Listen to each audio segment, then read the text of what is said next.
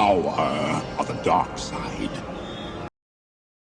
Hello, welcome back to Fred in the Shed. We're up in the Radio Shack, and on this video, another dark side handheld radio to review. This one sent in by TIDRADIO, and the model is the TD-H8. If you search YouTube, you should find a lot of videos on this TD-H8. I believe it's been out for some time now, but I would say that pretty much all of those videos that you'll find is going to be using this radio as it's meant to be used, and that is as a ham radio transceiver. Here on Fred in the Shed, well, we do things just a little bit to the left of centre, because we will be reprogramming this radio on this video, and we will be using this radio as a dark side PMR radio. I better just explain to you what that means. If you fully understand what I mean when I call this a dark side radio, then you can skip ahead a few minutes. You can skip this. If you're new to these radios, please listen and let me explain. Now, when I did a review on this radio, this RA89, another dark side radio by Retivest, I did go into very detailed explanations of what we'll be doing to this radio and some of the repercussions that could possibly happen. If you're a little bit uncomfortable about using a dark side radio, I'll leave a link to this video in the description, and I suggest you just go ahead and watch that. Certainly watch the beginning of that video. That explains things in a lot more detail, but I'm just going to recap it here as a bit of a disclaimer. So this radio, this TD-H8, this is a ham radio transceiver. As the radio ships, it will transmit on the ham radio frequencies, typically 2 meters and 70 centimeters. You cannot transmit, communicate, talk to any people on those frequencies without a ham radio license. That is very, very important. However, what you can do with these radios is you can reprogram them and you can tune them just a little bit higher than the ham radio band, up to 446, which is the public PMR radio band. On that frequency, you do not require an operating license to use the radio. However, with like most of the exciting things in life, there is a legal catch, because even if you reprogram this radio to those public 16 PMR channels, it is still not an approved radio. It is still not compliant and is illegal to use on these 16 channels. The main reason that this radio is not legal to use on the PMR band is the amount of power it can transmit. On the ham frequencies, it can transmit a maximum of 10 watts. You will lose a little bit of that when you force it to transmit on a slightly higher frequency, but you're still well above the legal limit of half a watt.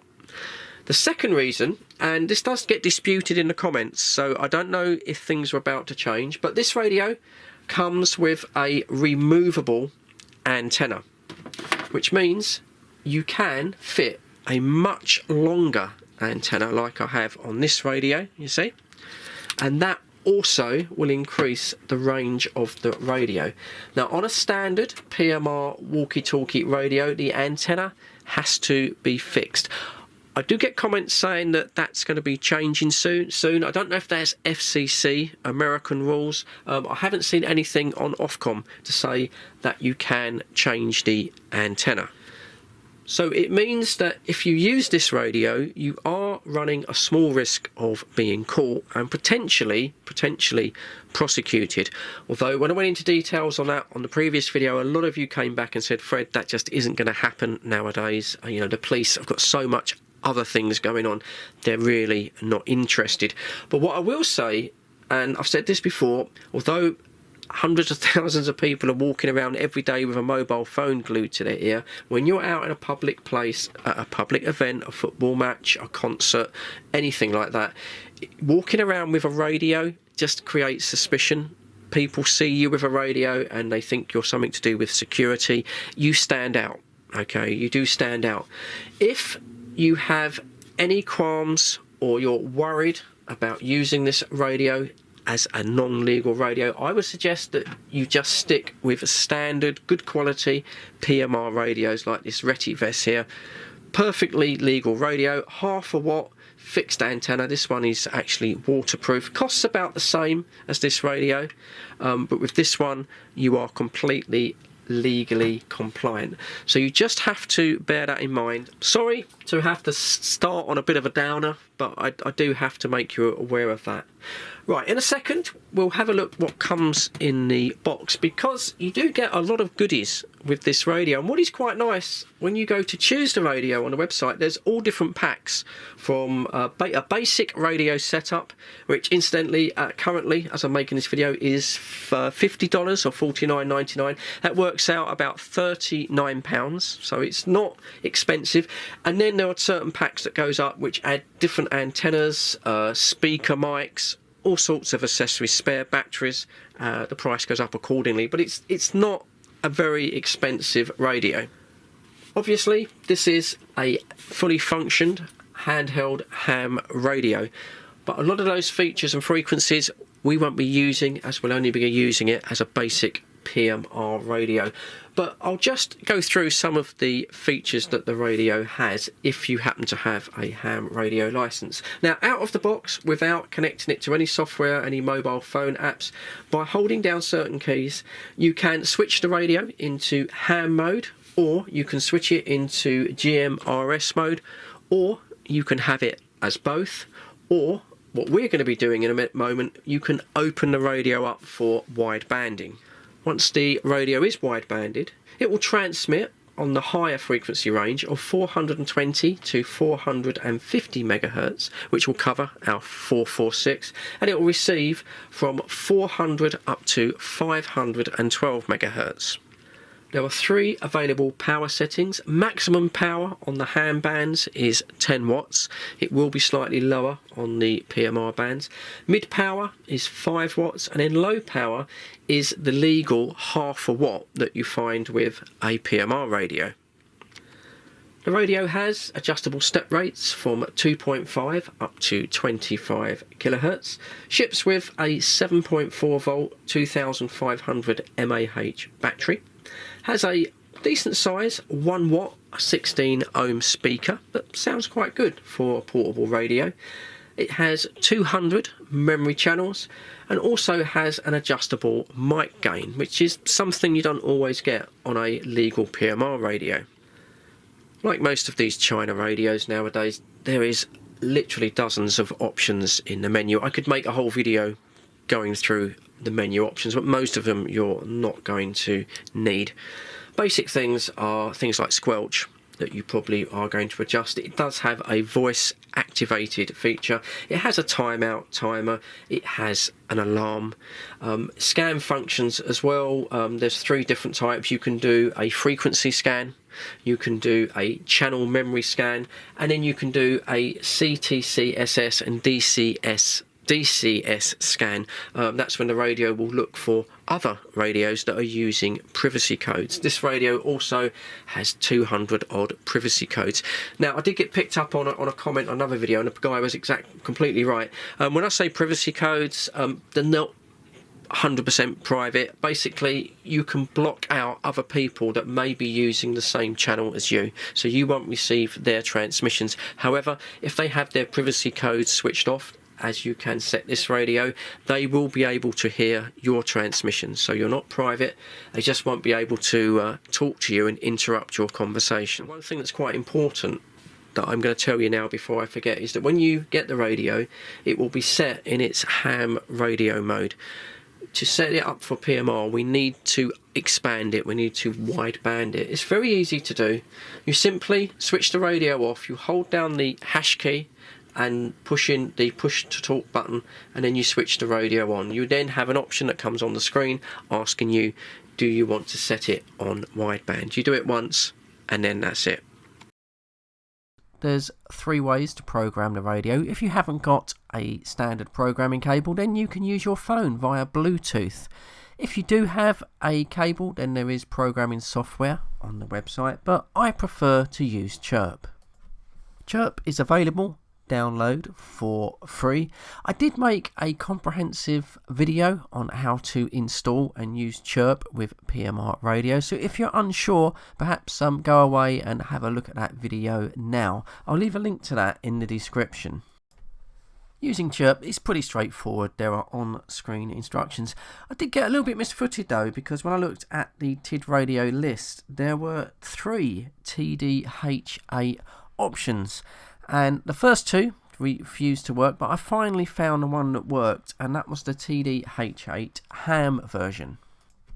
Once I'd found the correct setting, Chirp read the radio, no problem. I was able to see all of the presets that were already on the radio, and yeah, there was quite a few on the list.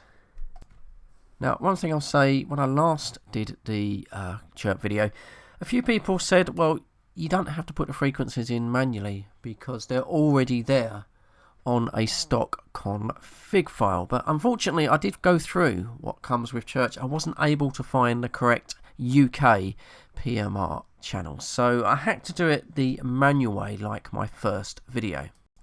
Fortunately, I had those saved on a Chirp file, so it wasn't that difficult to get them into the radio. My next problem was that some of the memories on the radio, they refused to be overwritten, so then I had to go back and try and delete those manually. I think the most stubborn channels were the North American weather channels. There was no way I was able to delete those in Chirp. So in the end, I decided to quit while I was ahead, and I would manually delete those on the radio itself. And then it was a simple case of uploading the new PMR channels onto the radio. And then it was just a little bit of cleaning up, having to manually delete those North American weather channels. And once I'd done that, I had all my presets in the right places. 15, 14, 13, 12, 11, 10, 9, 8, 7, 6, 5, 4, 3, 2, 1. As I mentioned, they sell these radios in different packs, from just a basic radio and a charger, going up to the larger packs that include 2 batteries and also a speaker mic. This is a lower pack in the price range, but you do get some nice little treats that I'll show you in a moment. So first out of the box is a nice printed user manual. You know, I'm a bit funny about user manuals. I like to see this. It goes over all of the basic operation of the radio. Again, we're going to gloss over a lot of that on PMR, but it's nice to see that it's there. Also, there are some screenshots as well that can help you with the menu options. Moving into the middle of the manual, there is some colour pictures, which is basically about the Odemaster phone app. If you want to program your radio via your phone, which I assume a few of you want to do, so very comprehensive instructions, getting that set up, getting the Bluetooth switched on. I didn't actually bother with that myself. I went straight to Chirp. First out of the box, a little business card with the support numbers, telephone. There was a telephone number, customer support if you want that, and also a website, so that's fair enough. Plastic base charger with USB-C input. Looks like it has a charging LED. Pretty standard, but nice that's included.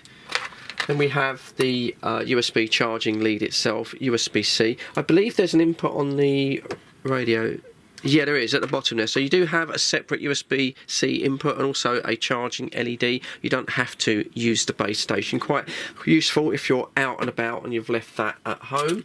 And then something which is it's quite nice to see really is a wall socket charger with the pins of your choice. I mean, we're in the UK, we get 3 pins. Continental America would be 2 pins, I imagine. But okay, yeah, it's only a cheap one, and I know you've got all these with your mobile phones, but it's nice to have a spare one. Maybe you haven't got a spare one for radio, so it's nice that it's included. That's quite rare nowadays. The obligatory wrist strap lanyard. It's quite a heavy radio. I'm going to say it's I think it comes in at over 200 grams with the battery, so that would be quite heavy carrying that on your wrist, but I suppose it goes on the side there.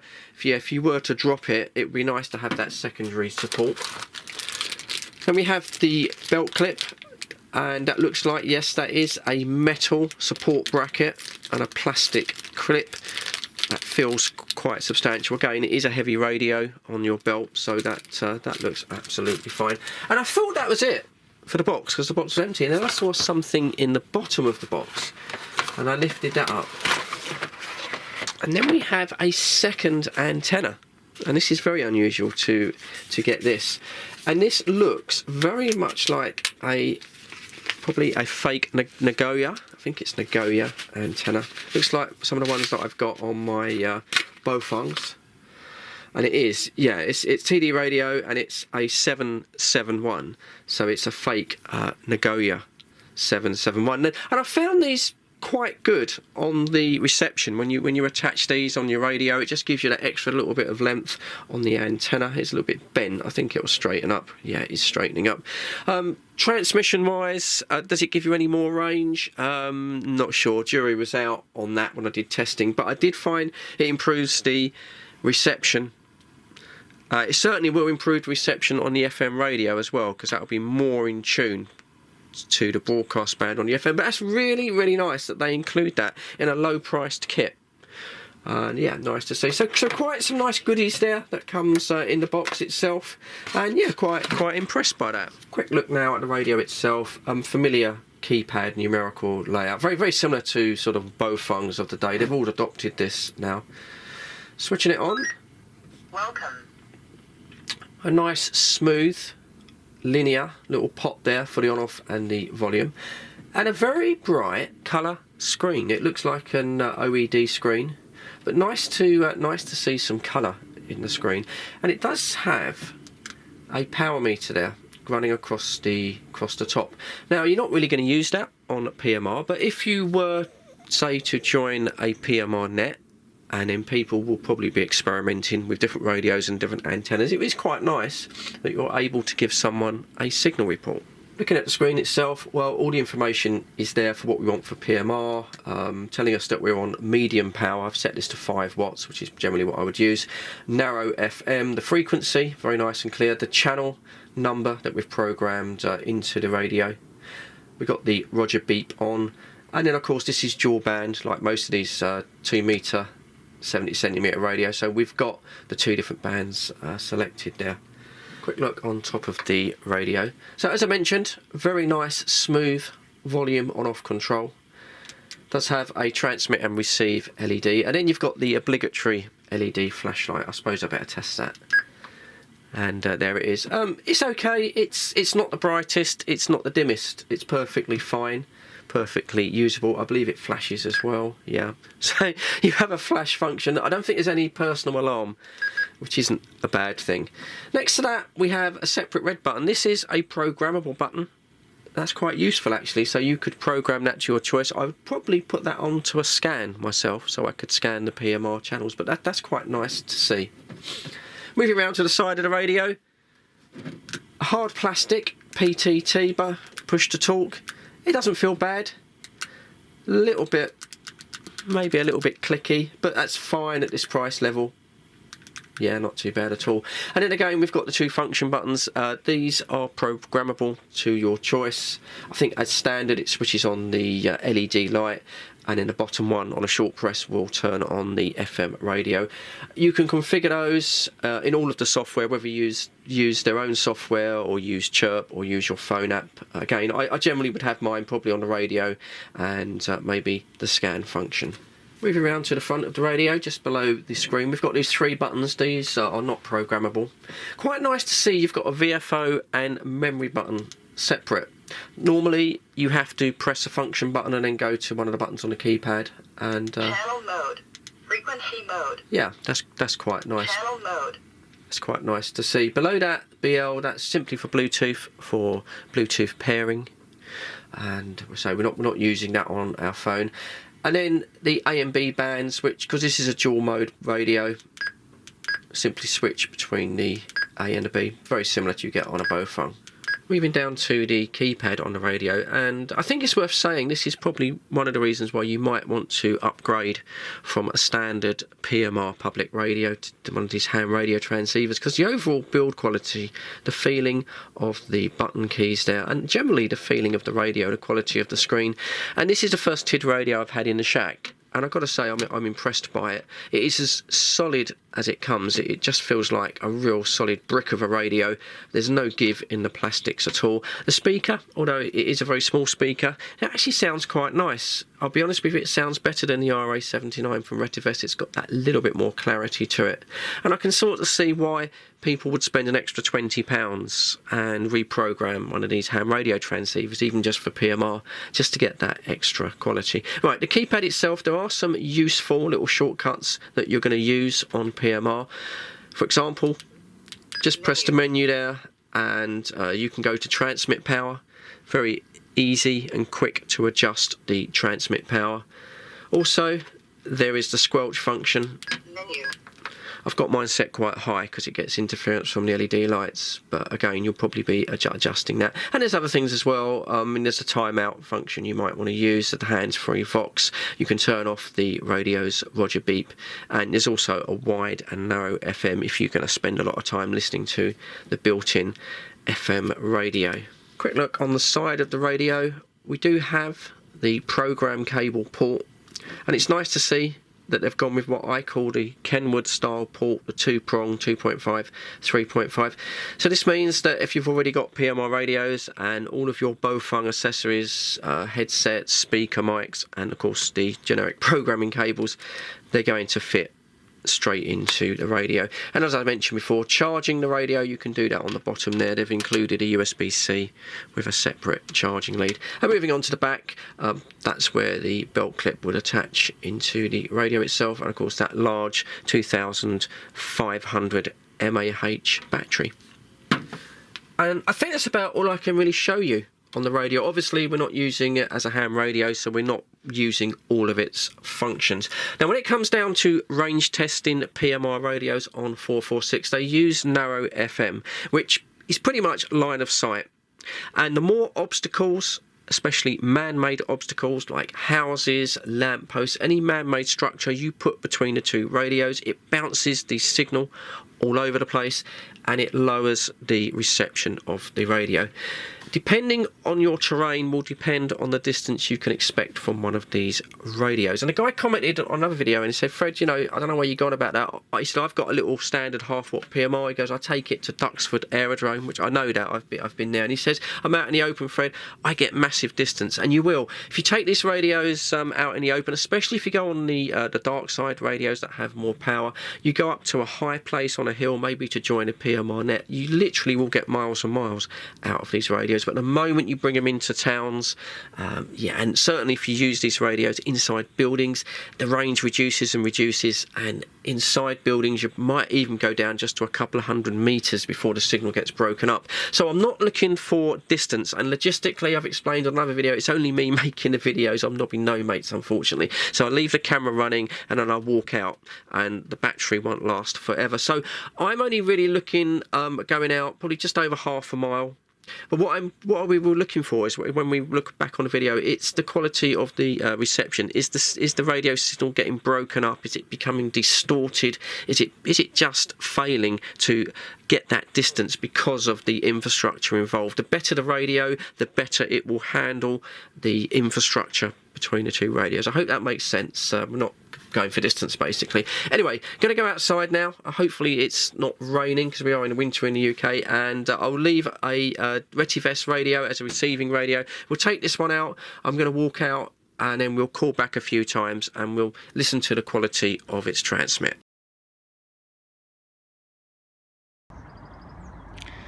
Okay, just going to walk out now to my testing area. Sorry if the video's a little bit jerky. I'm using my older phone for this test. Right, so obviously I'm using a ham radio transceiver.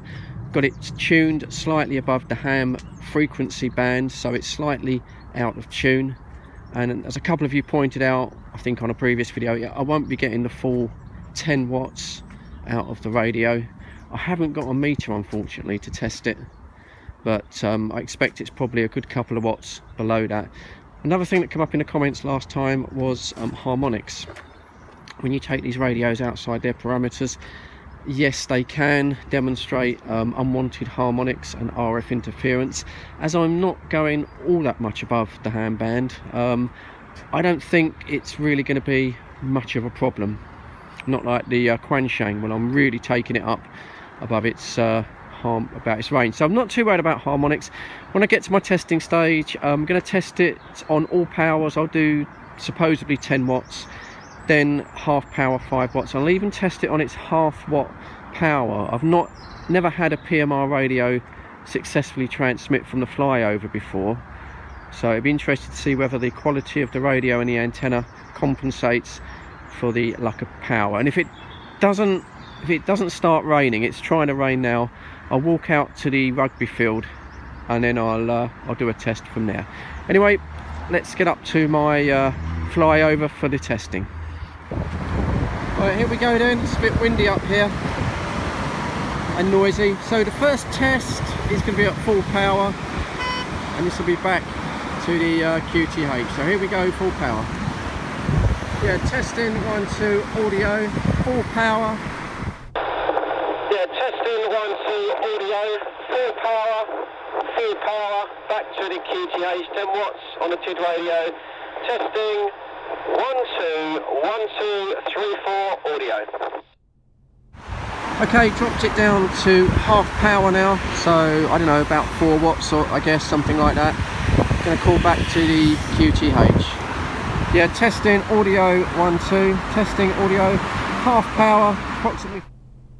Yeah, testing audio 1, 2, testing audio, half power, approximately 4 watts, thereabouts. 1, 2, audio, 1, 2, testing. Final test now. This is on the low power, so this is half a watt, maybe slightly less because we're off frequency. I've not had a half watt radio get back to the QTH from here, so quite a reach for it. Let's see how we get on. Yeah, testing 1, 2 audio, testing 1, 2 audio, standard half watt power now on the PMR. Testing 1, 2, 1, 2 audio, half watt, testing. Yeah, testing 1, 2 audio, testing 1, 2 audio, standard half watt power now on the PMR. Testing 1, 2, 1, 2 audio, half watt, testing 1, 2, 1, 2 audio. It's not raining too much, so we're going to take a little walk up the side of the bypass now to the rugby field, and then we'll do a test back from there. That's put in a lot more houses and infrastructure in the way, and we'll see how the radio gets on. Hopefully it'll get back, so join me in just a moment. Right, here we are at my rugby field. It's a hell of a lot muddier out here, had a lot of rain recently. Anyway, here we are. I'm going to be running the first test, just going to do high power and mid power now. So this is the high power test, audio test, 1, 2, 1, 2 at the rugby field now, high power. Audio test, 1, 2, 1, 2 at the rugby field now, high power, audio, 1, 2, 1, 2, 1, 2 audio. Mid power now, and this is probably what I would normally use. I probably wouldn't use this radio on high power. Don't think you really need it for PMR. Don't want to be a crocodile station. Okay, mid power test, here we go. Yeah, 1, 2, 1, 2 audio, mid power at the rugby field. Yeah, 1, 2, 1, 2 audio, mid power at the rugby field. Lots of infrastructure in the way of the radio. 1, 2, 1, 2 audio. 2 audio. And there we go, so I've done that. So I've not brought out the long antenna, just using the standard whip. You might get a little bit more range out of the extended antenna. You certainly probably get a better reception, but the jury's out whether you'll get an actual better transmit range. Right, going to head back to the QTH, edit this video, and then we can have the final conclusion. I think that's really about all I can show you. This TID radio being used as a dark side PMR radio. I certainly have enjoyed using it. I like the way it looks, and it'll be a nice addition to my collection in the shack. If you're interested in this TID radio, I will leave a link in the description if you want to go away and maybe check it out for yourself. But yeah, I think that's about it. So as always, thank you for dropping by. Thank you for your view time. I'm a small channel. I don't get many views, so I do appreciate every one of you. There's the old thumbs up from Fred in the Shed. If you get a moment, just hit me a thumbs up before you go. Again, I would really appreciate it. But as always, please, please, please look after each other. Stay safe, guys, and I'll catch you on the next one. Cheers. Just walking back home now. I've got to say, and I've said this on other videos before, it's really strange that nowadays it seems everyone is glued to their mobile phones. Their phone is stuck to their ears most of the time they're walking along. But you walk along with a little pocket radio, like these 2-metre 77 radios, and you get some funny looks.